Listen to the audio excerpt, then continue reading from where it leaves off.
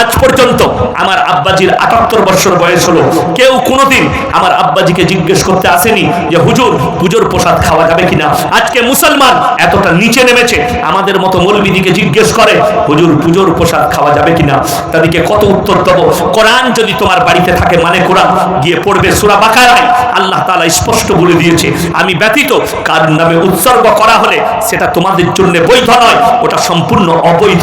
তোমাদের জন্য হারাম করার দেওয়া হয়েছে, মরা প্রাণীর মাংস হারাম করার দেওয়া হয়েছে, শুয়োরের মাংস।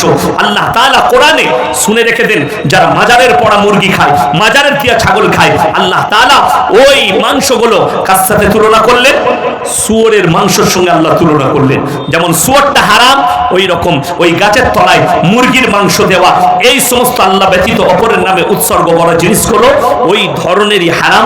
আল্লাহ একসাথে মিট করে দিলেন যাতে মানুষ বুঝতে পারে, মানুষ ঘৃণা করে, মানুষ ওই জায়গা থেকে অ্যাভয়েড হয়। আমার মুসলমান ভাই, আজ থেকে সবাই নিয়ত করুন আল্লাহর প্রিয় বান্দা সবাই হব। জোরে বলুন ইনশাআল্লাহ, আল্লাহর প্রিয় হব সবাই। এক সপ্তাহ আগে আমাকে প্রশ্ন দিয়েছিল মুসলমানদের ছেলেরা, যুবকরা, হুজুর বিশ্বকর্মা কিংবা যে কোনো পূজার প্রসাদ খাওয়া যাবে কিনা? যদি হারাম হয় তা কেন হবে? আমাদের মৌলবীরা ফতোয়া দিচ্ছে খাওয়া যাবে না। প্রশ্ন কেন? তো কেউ কেউ বলছে গোবর আর মুতের ছিটে দেওয়ার কারণে খাওয়া চলে না। আমি বললাম তাহলে ওপরের মালগুলো তুলে দিলে তলার মালগুলো যেগুলো লাগে নাই সেগুলো চলবে। মানেটা এটা দাঁড়াচ্ছে, ঠিক কিনা কথা বলেন? এটা মানে দাঁড়াচ্ছে, কিন্তু এটা তো নয়। গোবর আর মুখটা ফ্যাক্ট নয়, ওখানে আল্লাহ যেটা ফ্যাক্ট লিখেছে, ইন্নামা হাররামা আলাইকুমুল মাইতাতা ওয়াদ দামা ওয়া লাহমাল খিনজির ওয়া মা উহিল্লা বিহি লিগাইরিল্লাহ। প্রবাহিত রক্ত, মরা জন্তুর মাংস, শুয়োরের মাংস, আল্লাহ ব্যতীত অপরের নামে উৎসর্গ করা জিনিস তোমাদের জন্য হারাম করা হলো। আল্লাহ ব্যতীত ঠাকুরের নামে, আল্লাহ ব্যতীত কবরের নামে, আল্লাহ ব্যতীত গাছের নামে, আল্লাহ ব্যতীত পাথরের নামে, আল্লাহ ব্যতীত যার নামে মান্যত করা হবে ওই জিনিসগুলো তোমাদের জন্য খাওয়া হারাম। মাজারে যে মুরগি পড়ে, মাজারে যে ছাগল দেয়, বাবার নামে, পীরের নামে, গাছের নামে, আল্লাহর কসম করে বলছি 1000 বার বিসমিল্লাহ বলে জবাই করলেও সেটা তোমাদের জন্য বৈধ হবে না। এটা কোরআন, এটা ইসলাম। আল্লাহ ব্যতীত কারোর নামে মান্যত করা যাবে না।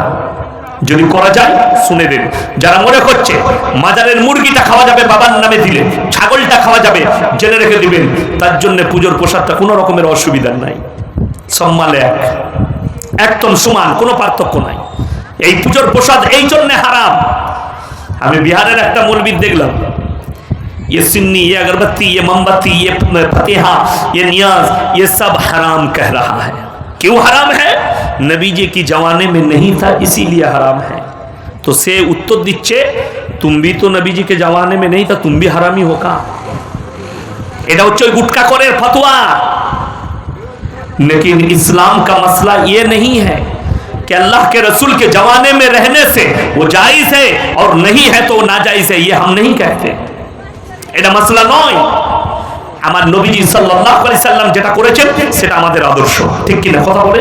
নবীজি যেটা করেননি, নিষেধ করেছেন, সেটা ইসলামের জন্য বর্জনীয়, সেটা আপনার আমার জন্য করা যাবে না, নিষেধ।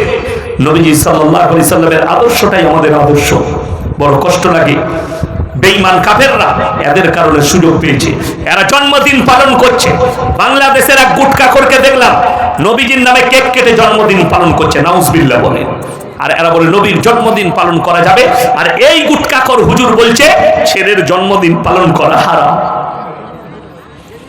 চারজন আমিরুল মুমিনিন, উমরে ফারুক রাদিয়াল্লাহু তাআলা আনহু, হযরতে আলী, হযরতে আপনার আবু বকর, হযরতে উসমান গনি, এরা নিজের জীবন দশায় কোনদিন নবীর জন্মদিন পালন করলো না। ঈদে মিলাদুন নবী। আবার এক গুটখাখোর বলেছে বাংলাদেশে যত ঈদ আছে ঈদের মধ্যে সব থেকে বড় ঈদ হচ্ছে ঈদে মিলাদুন নবী। তো যদি সব থেকে বড় ঈদ হয়, আমরা ছোট থেকেই জানতে পারতাম তো, ঠিক কিনা কথা বলে? ঈদ আমরা কটা পড়ি কথা বলে? দুটো। এই ঈদটা হচ্ছে গুটখাখোর আর জিলাপি হুজুরদের। সিন্নি করো, খেজুরি তৈরি করো, বিরিয়ানি করো, কানে হাত দিয়ে মিলাদ দাও, আর গুটকা খেয়ে তোমরা সারা রাত পয়সা জমা করে আমাকে দাও। লোকের মালকে আত্মসাৎ করে। কোরআন শুনেলেন, ইন্নাল্লাযীনা ইয়াকতুমুনা মা আনজালাল্লাহু মিনাল কিতাব ওয়া ইয়াশতারুনা বিহি সামানান কালীলা। এই গুটকাখোর হুজুররা কোথায় ফেরে পড়বে শুনেলেন?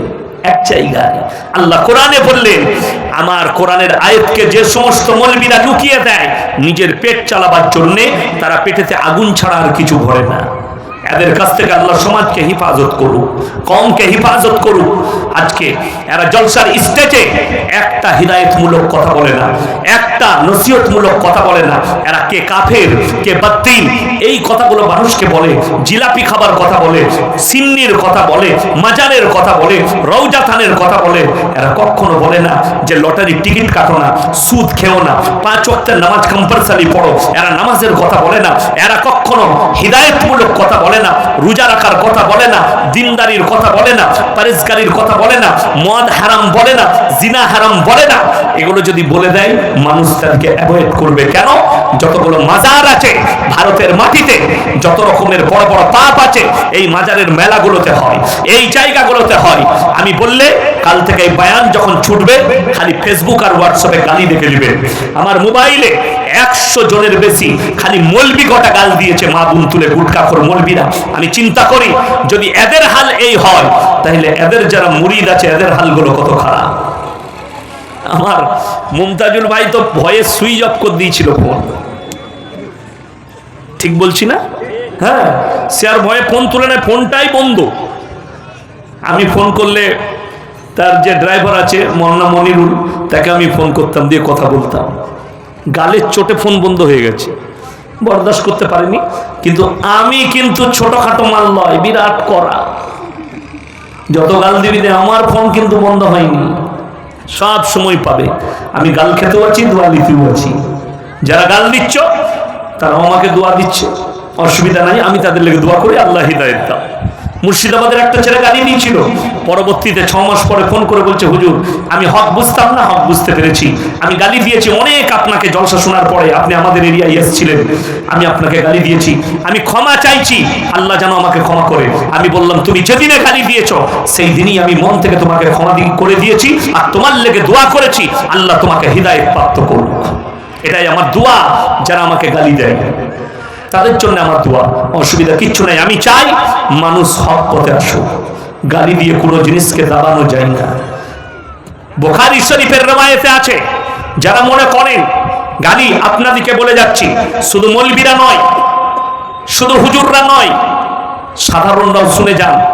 কেউ মুখের ভাষা খারাপ করবেন না, বিবির সাথে হোক, স্ত্রীর সাথে হোক, সন্তানের সাথে হোক, প্রতিবেশীর সাথে হোক, কেউ খারাপ ভাষা, অশ্লীল ভাষা ব্যবহার করবেন না।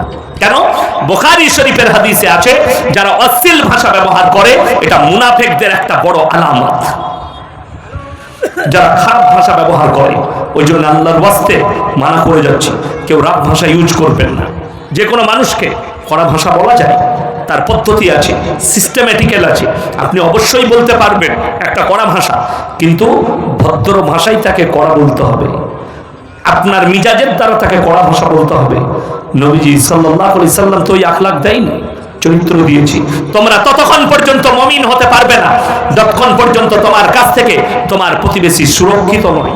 তুমি সুরক্ষা দিতে পারোনি, সব দিক দিয়ে সুরক্ষা দিতে হবে, তবে তুমি মুমিন, তবে তুমি মুসলমান। আজকে বড় কষ্ট এটাই, বেঈমান কাফেররা জাল বিছুচ্ছে, আপনি ভেসে ভেসে ভেসে ভেসে জালের ভেতরে ঢুকে যাচ্ছেন। কেন? তাদের আখলাককে নিজের আখলাক মনে করেছেন। তার 1 নম্বর মূল কারণ হচ্ছে উলামা থেকে বিচ্ছিন্ন, কোরআন হাদিস থেকে সম্পর্ক দূর করা, দুনিয়ার দিকে দূরে সরে দুনিয়ার সাথে টাচে চলে যাওয়া। এটাই হচ্ছে কারণ। তা না হলে আল্লাহ রাব্বুল আলামিন এমন কোরআন দিয়েছেন, আল্লাহর কসম করে বলছি, পৃথিবীর শুরু থেকে শেষ পর্যন্ত পুরো বায়োডাটা আল্লাহ কোরআনে ভরে দিয়েছে। যেটা চাইবেন, যতগুলো যুগ আসবে, যতগুলো যুগেতে যতগুলো পাপ আসবে, প্রত্যেকটা পাপকে ট্যাকেল দেওয়ার জন্য কোরআন রেডি হয়ে দাঁড়িয়ে আছে।